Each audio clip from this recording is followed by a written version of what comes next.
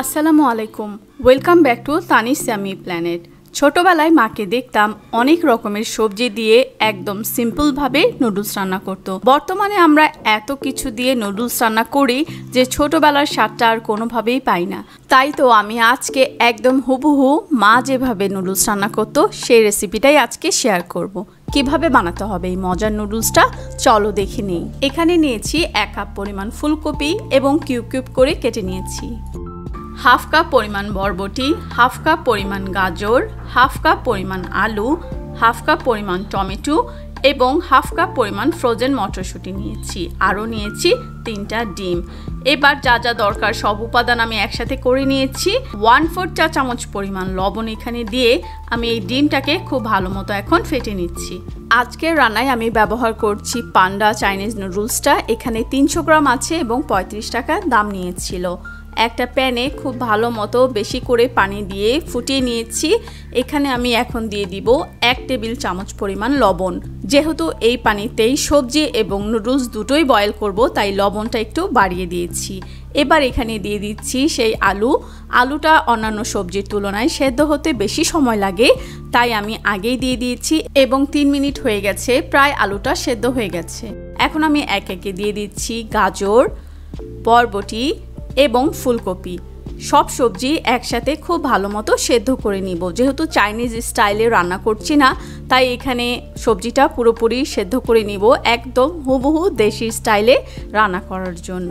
তোমরা এখানে চাইলে নিজেদের পছন্দ মতো সবজিও ব্যবহার করতে পারবে, তবে আমি যেহেতু ছোটোবেলার রেসিপিটা রিক্রিয়েট করার চেষ্টা করছি, তাই আমি যে সবজিগুলো আমার মা ব্যবহার করতো সেই সবজিগুলো এখানে ব্যবহার করেছি। সবজিগুলো সেদ্ধ হয়ে গেছে, এখন আমি উপর থেকে সবজিগুলো তুলে নিব, কারণ এই পানিতেই আমি এখন নুডলসটা সেদ্ধ করে নিব। এইভাবে সবজি সেদ্ধ পানিতে আমার মা এবং শাশুড়ি দুজনেই নুডলসটা সেদ্ধ করে নিত। সবজিগুলো আমি তুলে নিলাম এবং এই পানিতেই আমি এখন দিয়ে দিচ্ছি নুডলস, এবং নুডলসটা দেওয়ার আগে হাফ করে ভেঙে দিয়ে দিচ্ছি। তোমরা যদি চাও এই ব্যাপারটা স্কিপ করতে অবশ্যই স্কিপ করতে পারো, কিন্তু আমি সবজির পানিতেই নুডলসটা সেদ্ধ করে নিচ্ছি এবং এই নুডলসটা সেদ্ধ হতে প্রায় 5 মিনিটের মতো লাগবে। চুলার আঁচটা মিডিয়াম হাই রেখে আমি এই নুডলসটা সেদ্ধ করে নিচ্ছি। 5 মিনিট হয়ে গেছে, নুডলসটা সেদ্ধ হয়ে গেছে। এখন আমি পানি ঝরিয়ে নিচ্ছি এবং খুব ভালো মতো ঠান্ডা পানি দিয়ে এই নুডলসটা এখন ধুয়ে নিব। একটা প্যান খুব ভালো মতো গরম করে এখানে আমি 3 টেবিল চামচ পরিমাণ তেল দিয়ে দিচ্ছি এবং 1 টেবিল চামচ পরিমাণ দিয়ে দিলাম রসুন কুচি। এবার এখানে 2 টেবিল চামচ পরিমাণ পেঁয়াজ কুচি এবং 6-7টার মতো কাঁচামরিচ চিড়ে দিয়ে দিলাম।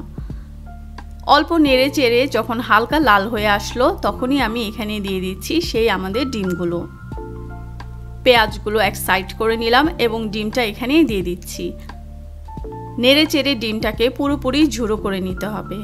ডিমগুলো ঝুড়ো হয়ে গেছে, এখন আমি এখানে দিয়ে দিচ্ছি কেটে রাখা টমেটোগুলো এবং আমাদের বয়েল সবজিগুলো আমি এখানে দিয়ে দিচ্ছি। খুব ভালো মতো মিশিয়ে নিব, প্রায় 2 থেকে 3 মিনিটের মতো রান্না করে নিব এবং এইখানে সেই ফ্রোজেন মটরশুঁটিটাও অ্যাড করে দিলাম।